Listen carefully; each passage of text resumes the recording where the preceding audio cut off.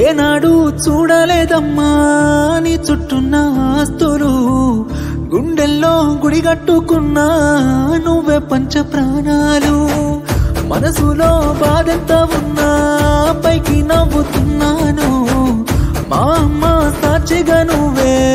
అమ్మవైతవనుకున్నాను ఎల్లక ఎన్నెలా